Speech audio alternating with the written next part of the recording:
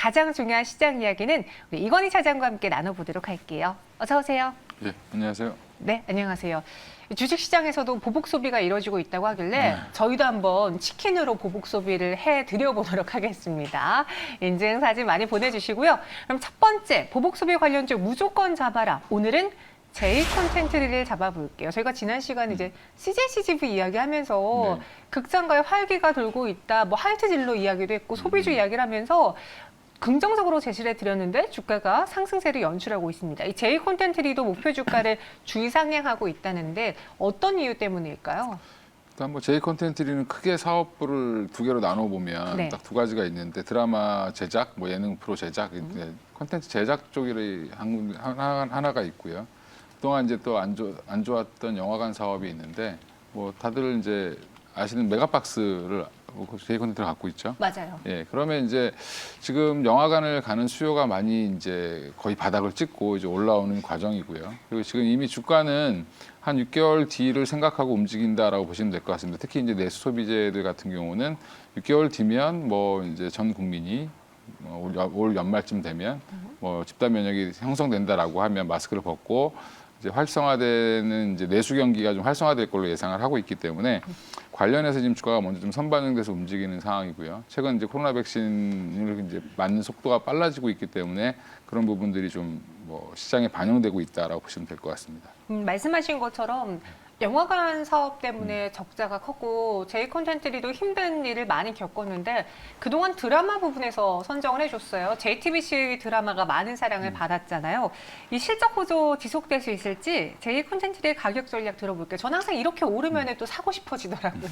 그렇죠. 사람 심리가 네. 오르면 긍정적으로 바뀌고 좀 빠지면 부정적으로 바뀌는데 좋아 보이고요. 예, 일단은 콘텐츠 자체 이제 사업부를 쪼개서 보면 콘텐츠 제작 관련돼서는 여전히 이제 전 세계 OTT 업체들이 콘텐츠를 많이 빨아들이고 있는 상황이기 때문에 쇼티지 국면이다라고 보시면 되고요.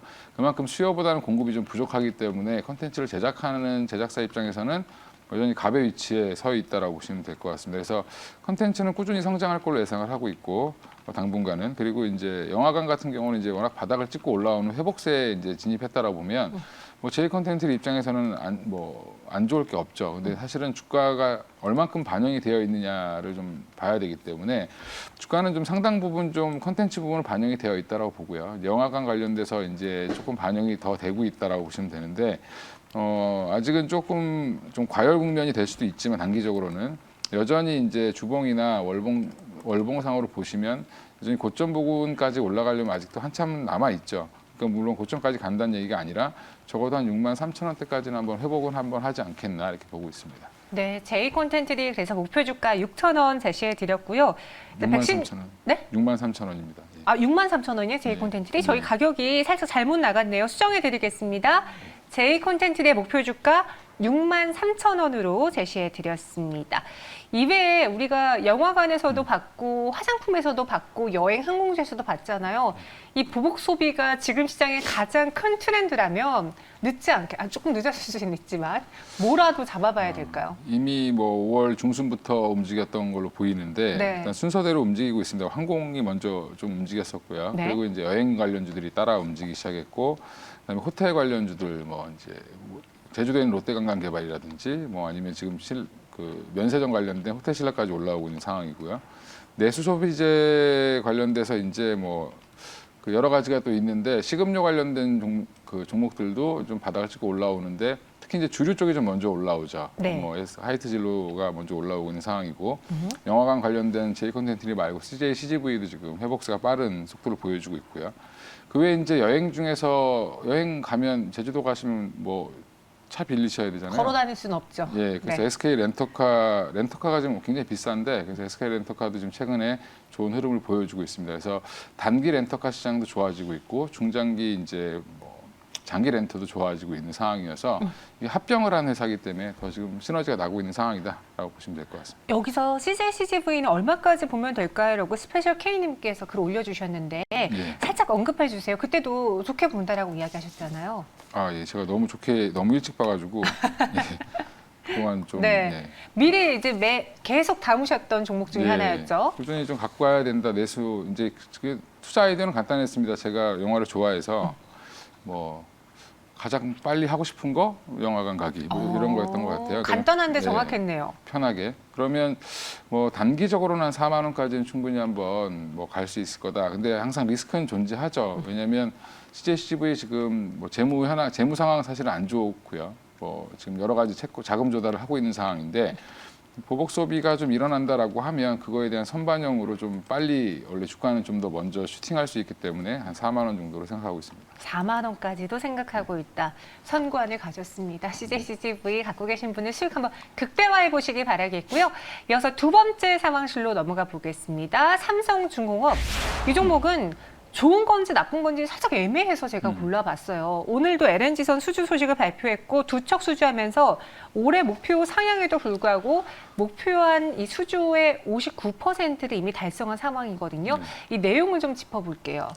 5월 말인데 59%니까 사실은 뭐 적당히 가고 있는 거죠. 적당히, 네. 가고 있는 거고요. 28일 날 오세아니아 지역에서 이제 선주 쪽으로부터 두 척을 이제 수주 받았고 뭐 규모가 4,170억 정도 규모라고 보시면 되고요. 두 척 합쳐서 2024년 7월에 이제 인도 계획이고요. 네. 그러니까 돈은 이제 뭐 꾸준히 들어오겠죠. 이제 그 건조된 순서대로 들어올 테고 이번 계약 포함해서 지금 총 44척을 수주했는데 삼성중공업 같은 경우는 뭐 54억 달러고 59%를 달성했습니다. 그래서 주가가 생각보다 지지부진한 거는 뭐 그동안 좀 안 좋았던 일이 있었기 때문에 그 부분이 반영됐다라고 보고 있는 상황입니다. 말씀하신 것처럼 이렇게 수주는 순항을 하고 있는데 뭐 유중이다, 무중이다 이런 이야기, 감자다 이런 이야기가 나오면서 가격에 대한 부담이 있는 상황이에요. 더불어서 보니까 이 삼성중공업이 철강값이 올라가면서 예상했던 비용보다 더 많은 비용을 철강 가격으로 써야 된다라고 이야기를 하더라고요.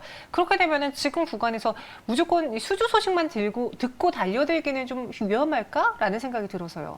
제가 한 이달 초에 그 스터디할 때 그 애널과 얘기를 해보니까 결국에는 이제 철강 가격이 올라가면 타격을 받는 데는 사실은 뭐 조선업체죠. 네, 그렇죠. 호판 가격이 어떻게 보면 이제 배에서 가장 원가를 많이 차지하는 게 철강 가격이고 그러면 이 철강 가격이 올라가는 거에 대해서 뭐 사실은 조선업체 같은 경우는 뭐 이익이 떨어질 수밖에 없는 그런 상황이다라고 보시면 될 것 같습니다. 그래서 그런 것들은 이미 조금 좀 그런 것들 때문에 최근 들어서 뭐 조선업들이 좀 주가가 좀 안 좋은 부분을 보여주고 있고요. 뭐 재무적으로 안 좋은 건 당연합니다. 어차피 이제 이재 수주가 작년 한 중반부터 이어지기 시작했기 때문에 사실은 실적에 반영되기 위해서는 좀 시간이 걸릴 거고 수주 현황이 얼마나 더 드라마틱하게 나오느냐가 되게 중요한데 네. 이제 사실 라마단 기간이 끝나서 뭐 중동발 수주가 얼마큼 나올 수 있느냐, 그거를 삼성중공업이 얼마나 가져올 수 있느냐가 아마 투자 포인트가 될 것 같고요.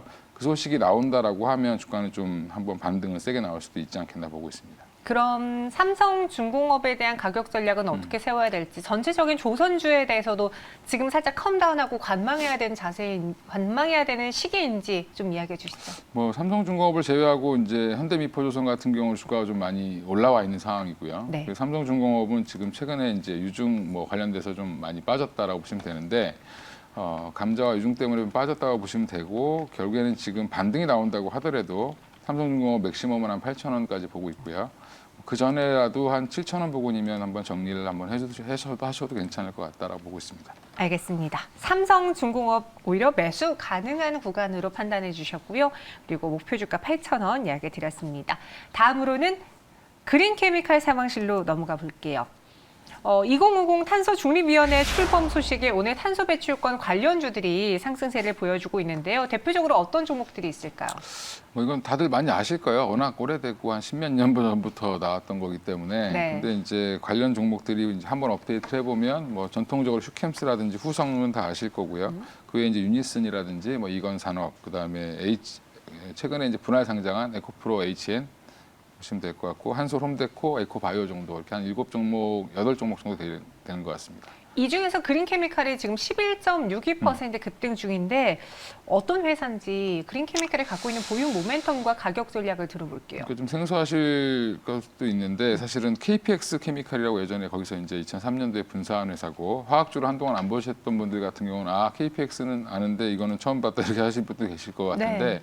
물적 분할한 지 꽤 된 회사고요. 그러니까 정밀 화학 제품을 제조하는 기업인데 이런 회사들이 보면 탄소 배출 관련돼서 이제 거래를 많이 하면서 사실은 수익을 내는 쪽으로 보시면 될 것 같습니다. 그래서 지금은 뭐 주봉상 보면 사실은 좀 많이 올라와 있기 때문에 좀 조심해야 될 구간이다라는 보고는 있습니다. 네, 그래서 단기 목표 주가는 15,000원 이미 그 호재는 주가에 선 반영된 많이 것으로 반영된 것 같습니다. 많이 반영된 예. 것으로 보인다라고 의견 주셨습니다. 한번 단기 목표 주가도 눈여겨 보시고요. 그린케미칼에 이어서 마지막 한국 맥널티 상황실로 넘어가 보겠습니다. 인수 경쟁, 바로 이베이코리아 인수 경쟁에 뛰어들었다. 뭐 여러 기업들이 지금 참여하겠다고 말을 한 상황이고, 한국 맥널티가 왜 그 안에서 수혜주로 부각을 받고 있는지, 이게 커피 관련주잖아요. 예, 그렇죠? 예. 네. 커피 이제 우리나라에서 커피 관련 유일한 주식인데 사실은 이제 그 이베이 코리아랑 관련해서 사실 그 파트너사로 되어 있죠. 그래서 이베이 코리아가 만약 이베이 코리아 상장이 안 돼 있기 때문에 이게 인수가 되면 사실 이쪽이 좀 수혜를 보는 게 아니냐 해서 예전에 쿠팡 관련주 올라가듯이 같이 올라가는 거라고 보시면 될 것 같고요. 네. 지금 이베이 코리아 거래액이 약 지금 20조 정도로 작년 대비해서 한 3위, 마켓쉐어로 한 3위를 차지하고 있고요. 이건 이제 매출액 기준으로 본 겁니다. 1위는 네이버가 27조, 뭐 쿠팡이 22조인데 신세계와 네이버가 만약에 이게 같이 연합해서 뭐 인수를 한다라고 하면 사실은 네이버 입장에서 1위로 바로 1위를 굳히기 작전을 할 수 있고, 그렇죠. 예, 이런 것들을 좀 더 MS를 키울 수 있기 때문에 좀 적극적으로 나서지 않겠냐라는 그런 설이 좀 돌고 있다라고 보시면 될 것 같습니다. 아, 이베이코리아가 상장이 안 되어 있기 때문에 그 종목을 대신해서 사는 이 한국 맥널티가 대안주로 예. 지금 시장에 부각을 받고 있는 거고, 말씀하신 것처럼 신세계와 네이버가 손을 잡게 된다면 반 쿠팡 연합을 가져가는 거잖아요. 무언가 더 시너지 효과를 낼 수 있을까요? 그들 입장에서? 근데 뭐 사실 어떻게 소비자가 선택을 하는 거니까 네. 뭐 이베이 코리아도 지금 여전히 거래가 많이 되고 있긴 하지만 쿠팡의 또 MS를 또 부정을 할 수는 없죠. 그래서 그렇죠. 경쟁이 더 심화되는 국면은 당분간 좀 이어질 것 같고요.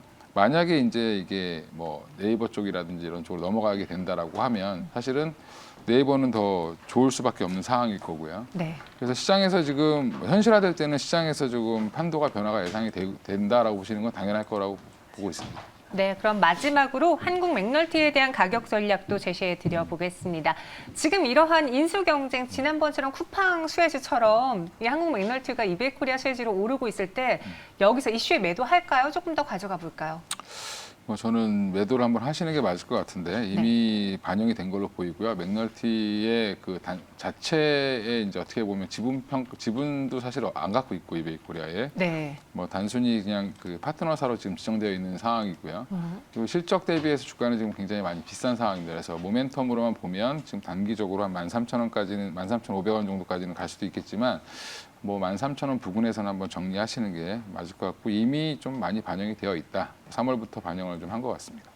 이 인수 경쟁 수혜는 주가에 반영되어 있기 때문에 우리 이권 사장님이라면 매도하겠다 13,500원 제시해 드렸습니다. 그리고 저희가 여기까지 긴급 진단해 드리려고 했는데 지금 삼성 SDI 주가가 좀 많이 밀리고 있어요. 그래서 점검이 필요해 보입니다. 모건 스탠리의 리포트가 나왔는데 삼성 SDI 팔아라. 목표 주가를 기존 7만 원에서 55만 원으로 내린 상황입니다. 그러니까 전기자동차 배터리 산업의 패러다임 변화로 인해서 배터리 제조사들의 경쟁 과열이 예상된다. 그러니까 삼성 SDI만 갖고 있던 매력이 이제는 사라질 것이다라고 보면서 또 한 번 이렇게 비중 축소와 함께 목표 주가를 하향했습니다. 지난번에 LG화학의 또 CS 때문에 주가가 그렇죠. 급락했잖아요. 이 삼성 SDI도 보유자신 주주분들이 많을 텐데 어떻게 해볼까요? 일단은 지금 이미 주가는 뭐 연초에 워낙 퍼포먼스가 좋았고 그때 좀 과하게 많이 올랐었죠. 예, 최근에 좀 많이 빠지고 있는 상황인데 전체적으로 좀 밀리는 상황이고 사실은 그렇다고 해서 저는 뭐 이거 부정적으로 보지는 않고 있습니다. 일단 뭐 외국인들 리포트들 보면 다 아는 내용들을 조금 좀 이렇게 목표가를 낮추면서 써놨기 때문이라고 보고요. 단기 조정의 이슈라고 생각하고 있고 SDI 같은 경우는 만약 60만 원을 하회한다라고 하면 오히려 매수 기회가 되지 않겠나 이렇게 생각하고 있습니다. 네, 삼성 SDI 오늘 갖고 계신 분들은 일단은 손실을 좀 보실 것 같은데요. 그래도 길게 보고 오히려 이권 사장님은 계속 가져간다. 예, 일정 부분을 들고 가시는 게 맞을 것 같습니다. 일정 부분 들고 가자 의견 주셨습니다. 그리고 샵 2034 인증 이벤트에 많은 분들이 또 사진과 함께 저에게 응원의 메시지도 보내주셨습니다. 한번 어떤 사진이 찍혔는지 볼까요? 제 사진이 나왔네요. 네, 닭다리 주세요 제발이라면서 아주 간단 명료하게 너무나 치킨을 먹고 싶다며 5436님께서 저희 사진 이벤트 사진을 보내주셨습니다. 닭다리 주세요 제발이라고 했으니까요. 닭다리뿐만 아니라 닭가슴살도 있고 또 여기 뭐 날개도 있는 치킨으로 윙봉으로 해서 네, 콜라까지 더해서 드릴게요. 5436님께 감사드리면서요. 이건희 사장님 함께 보내드리도록 하겠습니다. 오늘 말씀 고맙습니다. 예, 감사합니다.